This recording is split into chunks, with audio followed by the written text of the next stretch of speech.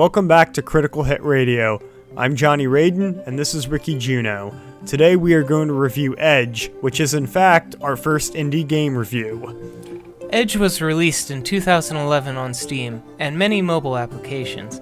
It was later ported to the PlayStation 3. Edge is made by the geniuses at Two Tribes, one of my favorite game companies, who are famous for the Toki-Tori series and Worms Open Warfare 2.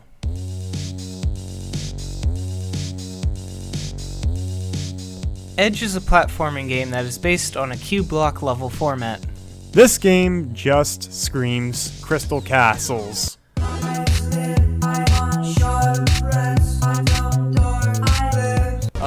Not that Crystal Castles, John. The arcade game.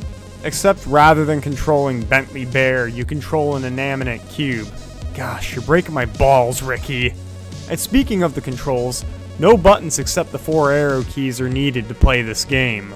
You can even navigate the menus with just a directional input alone. It's so simple, you should have no trouble figuring it out, because passive tutorials are a lost art in the gaming industry. Unlike most games these days, Edge doesn't treat the player like an idiot.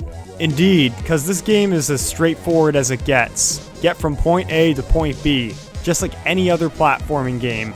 But it's not about if you can complete the level, it's also about how fast and how well you can complete it. If you manage to hang on to the edge of a platform for long enough, you'll get an edge time.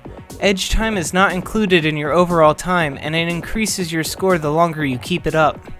And for every objective, there's an obstacle, such as switches, obstructing walls, falling floors, and geometrically conflicting structures. But once again, when all's said and done, it boils down to those high scores. Your score is just about the only thing that matters in this game. The leaderboards are filled with scores that will boggle your mind, and joining their ranks would be an achievement unto itself.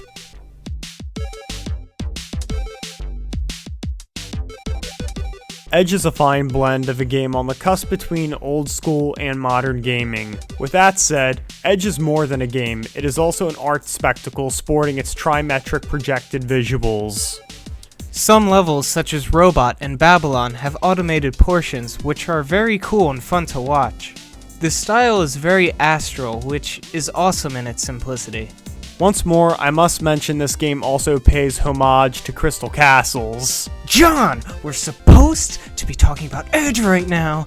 Get your head in the game. The music sounds like remixed chiptunes to me. Even though all the music is original, it makes the game sound very nostalgic.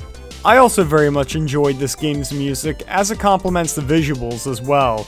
You may think Edge's music sounds more like chiptune, but I think it sounds something along the lines of krautrock. Something like Kraftwerk. We are the robots. We are the robots. We are the robots. There are no mistakes to be made playing Edge, only lessons to be learned. No matter how many times I die in this game, it promptly throws me right back into the action. To beat around 150 levels, I only needed 2 hours or so. It's very fast and it ends all too quickly. No matter how many levels there are, Edge is a game we just can't get enough of. It makes me wish there were more levels in this game's already a 100 plus level count. Sadly, the only post-game content is beating somebody's high score. That's what games back in the Atari days were like, beating your high scores, like in Crystal. No, John! Free DLC has been handed out for more levels in this game to avoid a sequel. However, a level editor would make the game much better. I didn't even know this game existed until John showed it to me. The most advertising they've done is create a Steam group that unlocks a few more levels if you join it. Two Tribes also made a similar game a year prior to Edge known as Rush, which is fundamentally more puzzle-oriented rather than Edge's platforming approach. Although a sequel isn't totally needed, a facelift with new abilities would be nice.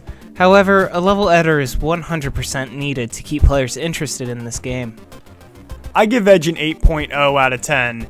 Even with its graces of uniqueness, Edge just doesn't feel like it's enough. It's like visiting a museum and seeing all you can see and feel like something is amiss. Otherwise, it was intriguingly engaging and a pleasure to play. I give Edge a 5.0 out of 10.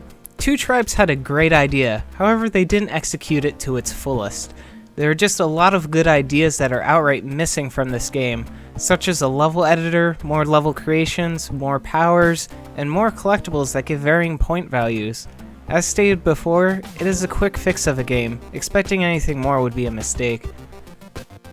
That concludes our review for today, ladies and gentlemen. Please give this video a like, leave a positive or negative comment down below, and if you like our videos, subscribe to our channel. Otherwise, tune in soon for our next review.